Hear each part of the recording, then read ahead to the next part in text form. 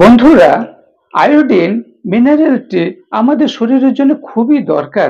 এই যে আয়োডিন দরকার, এটা শুধু জানলে হবে না, কোন কোন ফুড সোর্স থেকে আমরা পাবো সেটা জেনে নেওয়া দরকার এবং আমাদের জন্য কতটা প্রয়োজন। প্রত্যহ অ্যাডাল্ট ছেলেমেয়েদের জন্য 150 mcg মাইক্রোগ্রাম প্রয়োজন হয়। ছোট শিশুদের জন্য একটু কম 100, 110, 120 এইভাবে দরকার হচ্ছে। বিভিন্ন এজ অনুযায়ী বিভিন্ন ভাগ আছে। আবার প্রেগনেন্সি মায়েদের জন্য 220, 230, ব্রেস্ট ফিডিং মায়েদের জন্য 220 এই ধরনের প্রয়োজন হয় প্রত্যহ বিভিন্ন বয়সের বিভিন্ন স্টেজের ছেলে মেয়েদের জন্য, মানুষের জন্য। এখন আমরা জেনে নেব যে আমাদের কোন কোন খাওয়ার থেকে আমরা আয়োডিন বেশি পরিমাণে পেতে পারি। বিজ্ঞানীরা বলছেন সি ফুড, সামুদ্রিক খাবার, বিশেষ করে সালমন মাছ, টুনা মাছ, এই যে সামুদ্রিক মাছ, এমনকি সামুদ্রিক ওয়াটার, সমুদ্রের নোনা জল কিংবা মাটি, আর্থ, সয়েল, এগুলোতে আয়োডিন থাকে। সামুদ্রিক তারা মাছ, সেলফিশ, অস্টার, বিভিন্ন ঝিনুক, এগুলো থেকে আমরা আয়োডিন প্রচুর পরিমাণে পেতে পারি। ডেয়ারি প্রোডাক্ট যেমন মিল্ক, উগার, দুধ, দই, এগুলো থেকে আমরা আয়োডিন প্রচুর পেতে পারি।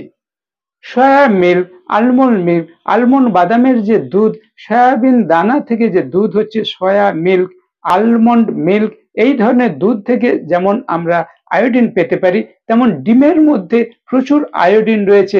এগ, ডিম আমাদের জন্য তাই খুব উপকারী। বিভিন্ন ফ্রুইটস অ্যান্ড ভেজিটেবল, বিভিন্ন ধরনের শাকসবজি, ফলমূল, নাট, বাদাম, এগুলোতে আয়োডিন থাকে।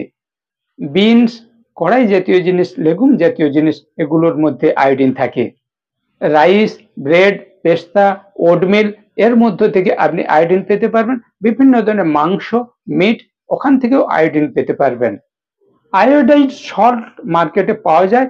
নুনের সঙ্গে আয়োডিন দিয়ে আয়োডাইজড করা হয়েছে, বিশেষ করে ফর্টিফাইড সল্ট, যেখানে আয়োডিন দেওয়া হয়েছে কিনা গভর্নমেন্টের +F সাইন রয়েছে। ফর্টিফাইড সল্ট, আয়োডাইজড সল্ট, এই ধরনের নুন আপনি নিয়মিত ব্যবহার করতে পারেন আপনার খাদ্য তালিকাতে।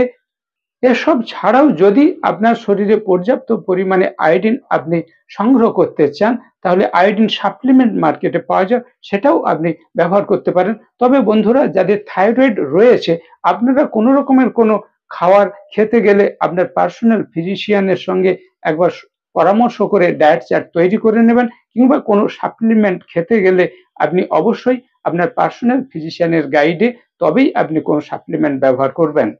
তাই বন্ধুরা, আমরা জানলাম আমাদের প্রত্যহ কতটা পরিমাণে আয়োডিন প্রয়োজন এবং কোন কোন ফুড সোর্স থেকে আমরা আয়োডিন পেতে পারি। আয়োডিন আমাদের শরীরের জন্য কত উপকার করে, আয়োডিন এই মিনারেলটির উপকারিতা নিয়ে আলাদা একটি ভিডিও রয়েছে, এই ভিডিও ডেসক্রিপশনে দেওয়া আছে, ওখান থেকে আপনারা দেখতে পারবেন। প্রেগন্যান্সি পিরিয়ডের মায়েদের জন্য আয়োডিন যুক্ত খাবার কত বেশি গুরুত্বপূর্ণ, সেটাও এই ভিডিও ডেসক্রিপশনে লিঙ্ক দেওয়া আছে, ওখান থেকে আপনারা দেখতে পারবেন। স্টে সেফ, স্টে সেফটি, সুস্থ থাকবেন, ভালো থাকবেন।